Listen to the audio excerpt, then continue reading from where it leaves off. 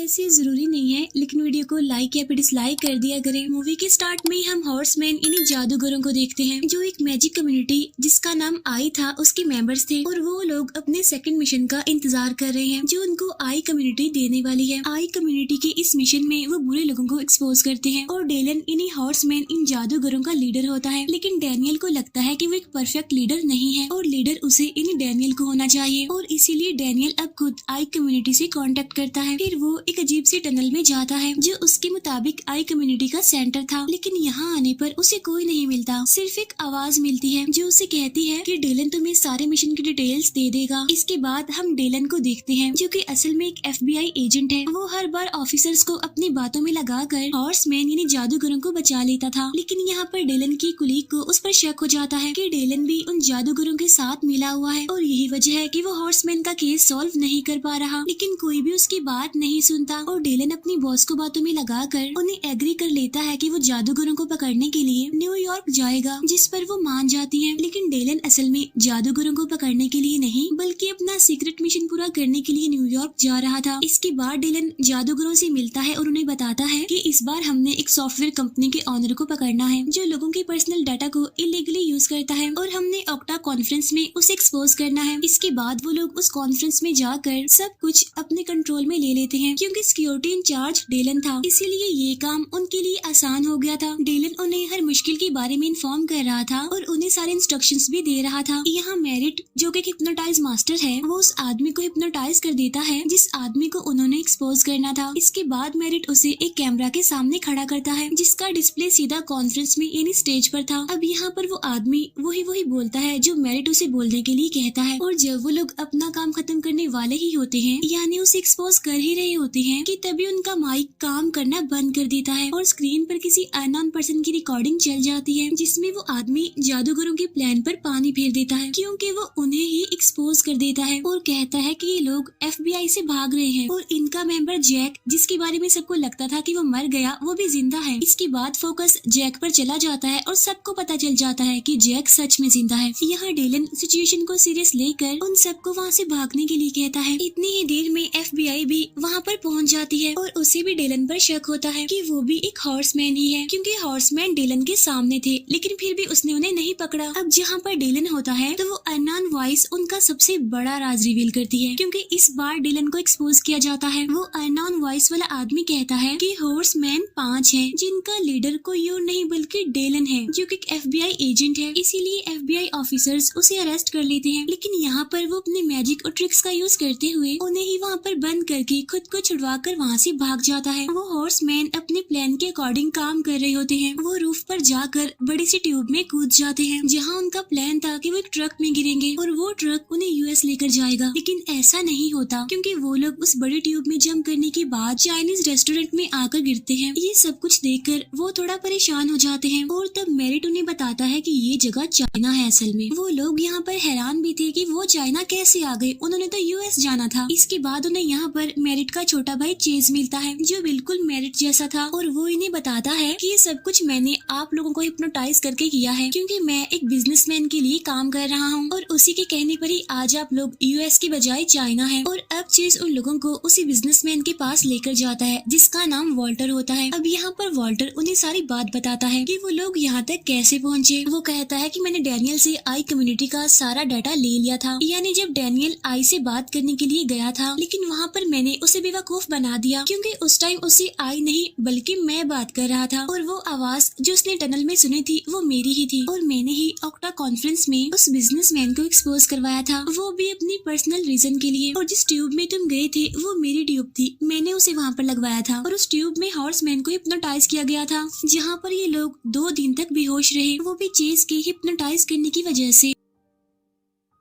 अब जैसे उन लोगों को यहाँ पर लाया गया, उन सब चीजों की पिक्चर्स वॉल्टर उन्हें दिखाता है। अब वो इनसे कहता है कि तुम्हारे पास सिर्फ 2 ऑप्शंस हैं, या तुम मेरे लिए काम करो या फिर मर जाओ। और अगर वो काम को चूज करते हैं तो इस काम में उन्होंने एक चिप चुरानी थी जो वॉल्टर के ओपोनेंट ने बनाई थी और वो चिप पूरी दुनिया के कंप्यूटर्स का डाटा हैक कर सकती थी। इसके बाद वॉल्टर उन्हें इस चिप की डिटेल्स देता है और फिर उस पर वर्क करने के लिए कहता है। उधर यूएस पहुंचकर डिलन उन चारों हॉर्समैन का इंतजार कर रहा था, लेकिन प्लान के मुताबिक वो तो यहाँ पर पहुंचे ही नहीं थे। इसीलिए अब डिलन उनसे कांटेक्ट करने की कोशिश करता है, लेकिन वो किसी से भी कांटेक्ट नहीं कर पाता। अब यहाँ पर डिलन को ये लगता है कि सब कुछ थेडियस की गेम है, क्योंकि सारे हॉर्समैन ने मिलकर थेडियस को अरेस्ट करवाया था। लेकिन थेडियस उसे बताता है कि मैंने ऐसा कुछ नहीं किया, लेकिन मैं ये जानता हूँ कि हॉर्समैन इस टाइम कहाँ पर हैं और मैं तुम्हें उनके पास लेकर जा भी सकता हूँ, लेकिन ये तभी पॉसिबल हो सकता है जब मैं यहाँ जेल से निकल जाऊँ। उधर हम उन चारों हॉर्समैन को एक मैजिक शॉप में देखते हैं और यहाँ पर डैनियल आई कम्युनिटी को कांटेक्ट करता है, क्योंकि वॉल्टर की बात मानने का भी उनका एक ही मकसद था कि वो उस चिप को चुराकर आई को दे देंगे। और इसीलिए डैनियल अब आई यानी आई कम्युनिटी से कांटेक्ट करता है और अब वो लोग बहुत ही ज्यादा अलर्ट सिक्योरिटी सिस्टम से उस चिप को चुराने की तैयारी करते हैं। यहाँ डैनियल उन हॉर्समैन को लीड कर रहा था। वो लोग चिप को एक कार्ड में फिक्स करते हैं और इसके बाद उस कार्ड को मूव करने की प्रैक्टिस करते हैं। इसके बाद हम डिलन को देखते हैं जो अब थेडियस के साथ चाइना आ गया था और यहाँ पर डिलन को उसके फादर के बहुत सारे मैजिकल इंस्ट्रूमेंट्स मिलते हैं और एक लेडी डिलन को उसके फादर की वॉच भी देती है। इसके बाद थेडियस एक कॉफिन में जाता है और फिर वहाँ से गायब हो जाता है। इसके बाद हम देखते हैं कि वो चारों हॉर्समैन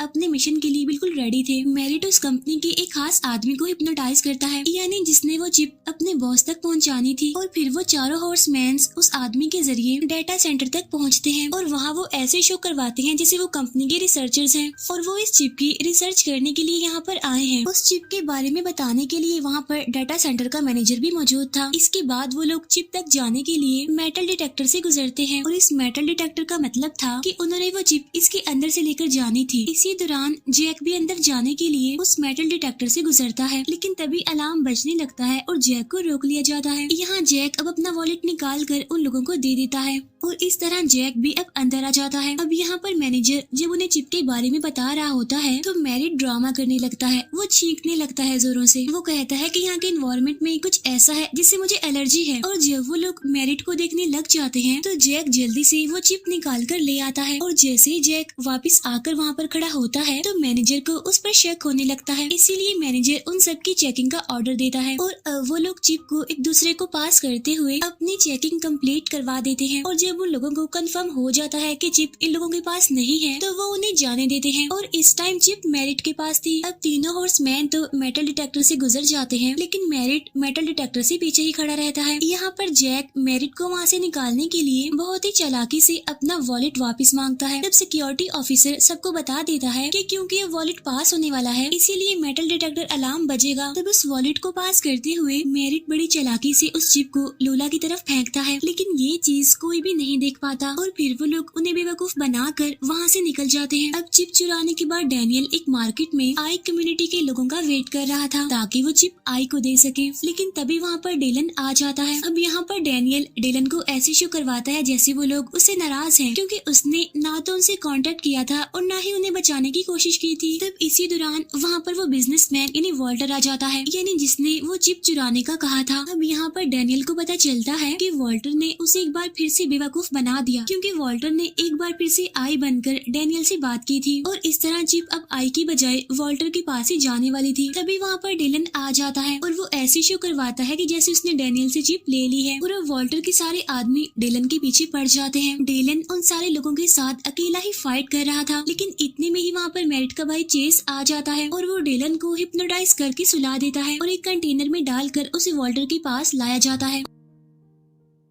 और यहाँ पर हमें पता चलता है कि वॉल्टर असल में आर्थर का बेटा है, यानी उस बिजनेसमैन का बेटा है जिसे इन चारों हॉर्समैन ने मिलकर बर्बाद कर दिया था। अब यहाँ पर डिलन को एक बॉक्स में बंद करके पानी में फेंक दिया जाता है और ये बॉक्स डिलन के फादर का ही था। बॉक्स में डिलन को याद आता है कि उस लेडी ने मुझे मेरे फादर की घड़ी दी थी और जब वो उसे चेक करता है तो उसके अंदर से एक पिन निकलती है जिसकी हेल्प से वो बॉक्स तो खोल लेता है, लेकिन ज्यादा पानी होने की वजह से वो वहाँ पर बेहोश हो जाता है। इसके बाद चारों हॉर्समैन आकर डिलन को बचा लेते हैं। दूसरी तरफ हमें पता चलता है कि ये सारा खेल थेडियस और आर्थर का ही था, यानी डिलन की प्रेडिक्शन बिल्कुल ठीक थी, यानी उसी ने ही हॉर्समैन को रिवील किया था और थेडियस ने डिलन के साथ गेम खेलकर खुद को जेल से बाहर निकाल लिया था। इसके बाद वो लोग उसी मैजिक शॉप में आ जाते हैं जहाँ से उन्होंने मैजिक की कुछ चीजें ली थी और यहाँ पर उन्हें पता चलता है कि शॉप के दोनों ऑनर्स भी मैजिशियंस हैं और वो दोनों भी आई कम्युनिटी के मेंबर्स हैं। इसके बाद वो प्लान करते हैं कि वॉल्टर और आर्थर को कैसे एक्सपोज किया जाए। वो सब लोग यूट्यूब के थ्रू अपना मैसेज मैसेज देते हुए बताते हैं कि हम अपना अगला शो लंदन में करने वाले हैं। और अब वॉल्टर भी लंदन के लिए तैयारी करता है क्योंकि वॉल्टर वो चिप लेना चाहता था जो कि अभी भी डैनियल के पास थी। और जो चिप वॉल्टर ने डिलन को किडनैप करके ली थी वो तो नकली चिप थी। और यहाँ अब हम देखते हैं कि FBI और वॉल्टर दोनों ही हॉर्समैन की लोकेशंस का पता चलवा रहे थे। जहाँ वॉल्टर को मेरिट की लोकेशन का पता चल जाता है, इसीलिए वो चेस को मेरिट के पास भेजता है ताकि वो उसे हिप्नोटाइज करके उनका प्लान जान सके। इसके बाद चेस अपने भाई मेरिट के पास जाता है और उसकी आंखों से उनका प्लान जानने की कोशिश कर रहा होता है, लेकिन तभी मेरिट उसे धक्का दे देता है और वो किसी और आदमी से टकराता है। इसके बाद उन चारों हॉर्समैन को पता चलता है कि वॉल्टर को हमारा प्लान पता चल चुका है, इसीलिए वो अपना प्लान चेंज कर देते हैं। और अब जब वो सारे लोग बाइक चलाकर वहाँ से भागने वाले थे तो यहाँ मेरिट को बाइक चलाना नहीं आता था और इसी दौरान उन सबको वॉल्टर के आदमी पकड़ लेते हैं। इसके बाद हम उन सबको एक जेट प्लेन में देखते हैं। यहाँ पर आर्थर डैनियल से वो चिप मांगता है। अब पहले तो वो देने से इनकार करता है, लेकिन जब वो डैनियल को धमकी देते हैं कि हम तुम्हारे एक साथी को मार देंगे तो डैनियल उन्हें वो चिप निकाल कर दे देता है। और अब चिप मिल जाने के बाद वॉल्टर कहता है कि अब इनका क्या किया जाए, जिस पर चेस कहता है कि इन्हें प्लेन से बाहर फेंक दिया जाए। अब क्योंकि आर्थर और उसके बेटे वॉल्टर को वो चिप मिल गई थी, इसीलिए वो लोग सेलिब्रेशन करने लगते हैं। लेकिन यहाँ पर आर्थर को कुछ अजीब लगता है, इसीलिए जब वो अपनी वाइन की बोतल का स्टिकर उतारता है तो उस पर लिखा होता है फूल। तभी अचानक से प्लेन का इंजन बंद हो जाता है और जादूगर हंसते हुए उन्हें विंडो से देख रहे होते हैं। यानी जब उन्हें नीचे गिराया गया था तो वो नीचे नहीं गिरे थे, इसीलिए अब जादूगर उन लोगों को बाहर आने का कहते हैं। और यहाँ पर हमें पता चलता है कि वॉल्टर ने हॉर्समैन्स को नहीं बल्कि हॉर्समैन्स ने वॉल्टर को पकड़ा है और साथ साथ उसके फादर को भी। और जिस प्लेन के बारे में वो सोच रहे थे कि वो इसे लेकर टेक ऑफ कर गए हैं, वो प्लेन भी असल में अभी तक जमीन पर ही था। इसके बाद मेरिट अपनी ट्रिक्स बताता है। इन ट्रिक्स को यूज करते हुए उन्होंने वॉल्टर और उसके फादर आर्थर को पकड़ा।